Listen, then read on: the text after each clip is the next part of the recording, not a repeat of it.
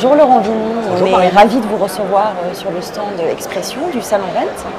Vous êtes à la tête du réseau Century 21. Comment se porte Century 21 en sortie de crise? En pleine forme. Et il faut reconnaître quelque chose, c'est que nous sommes des miraculés du Covid et que le Covid a eu une conséquence inattendue, c'est que tous les projets qui avaient été stoppés au confinement en mars 2020 ou en octobre sont tous reportés dès le déconfinement en mai et en novembre et qu'il n'y a eu aucun projet annulé. Donc on a eu en 2020 et 2021 un marché incroyable, plus d'1 million de transactions, ce qui est un chiffre record sur le marché immobilier de l'ancien en France. On parle souvent, parfois à tort ou à travers, je ne sais pas, d'un exode urbain. Est-ce que c'est un mythe? C'est excessif. Il y a un phénomène de saut de puce, de gens qui souhaitent quitter les hypercentres des grandes villes pour mieux vivre parce qu'ils ont souffert pendant le confinement de surface exiguë, 4 personnes, 70 mètres carrés, 2 chambres. Et que donc ce confinement, il a généré une envie de vivre son logement différemment et avec quelques kilomètres d'écart, 4 kilomètres par exemple, pour le prix de vente du logement à Paris, 70 mètres carrés, 700 000 €, ils achètent pour 700 000 €, 90 mètres carrés ou 100 mètres carrés, donc une pièce de plus ou un morceau de jardin, une terrasse, ce qui permet de garder proximité du travail mais de vivre différemment. Donc il n'y a pas eu d'exode, il y a eu des gens qui ont choisi de vivre différemment et de mieux vivre leur logement.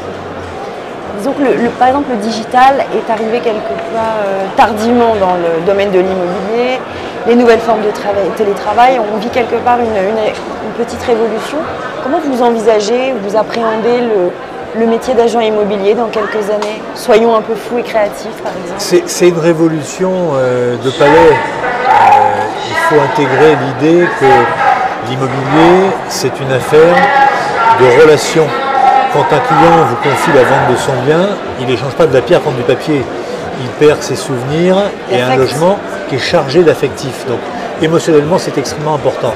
Et ce que la crise du Covid a révélé, c'est que le digital ne remplace pas tout ça, puisqu'il n'y a quasiment pas eu de vente, ni en visite virtuelle, ni en mandat rentré. Donc ça a remis au contraire au centre la relation humaine entre un client vendeur, un acheteur et un collaborateur. Ce qu'on peut dire en revanche, c'est que c'est l'association du meilleur des deux mondes qui fera la différence. Et que si on veut être fou, les gens qui vivront demain sont ceux qui auront su s'emparer du digital pour mieux servir leurs clients, avec un élément essentiel, c'est que dans cette révolution, l'élément important pour moi, c'est que le savoir a changé de camp. Les consommateurs qui nous consultaient avant n'avaient pas d'informations sur les prix. Aujourd'hui, ils les ont. Et donc l'agent n'est plus un sachant, mais un trieur d'informations. Et pour le digital, l'immobilier, c'est comme l'amour. C'est bien virtuellement, mais c'est mieux physiquement. Et donc on a besoin de ce contact physique, on a besoin des vitrines d'agence, des boutiques d'agence, et c'est le mariage des deux qui sera différenciant et qui fera le succès de la profession. Le groupe a récemment été racheté par Arch. Oui. Est-ce que la stratégie va-t-elle fondamentalement évoluer, changer? Absolument pas. Philippe Briand, avec qui j'étais en contact pendant la transaction, m'a demandé si je voulais rester. Je lui ai dit que je voulais bien rester s'il acceptait que je continue à diriger le réseau, donc comme un président. Et donc on a avec Philippe des échanges réguliers, mais il a décidé de ne pas mettre son nez dedans. Il est très curieux, a besoin de savoir vers quelle direction on va aller, donc on partage en amont, mais il n'est pas du tout en train d'infléchir la stratégie de Century 21 France. Et justement, quels sont vos axes de développement et les perspectives à moyen terme? 1200 agences, 10 000 collaborateurs, augmenter les portefeuilles de gestion et de syndic qui est resté la marque leader sur ce marché, composé d'agences leaders sur leur marché. Très bien, super. Merci beaucoup. Merci beaucoup.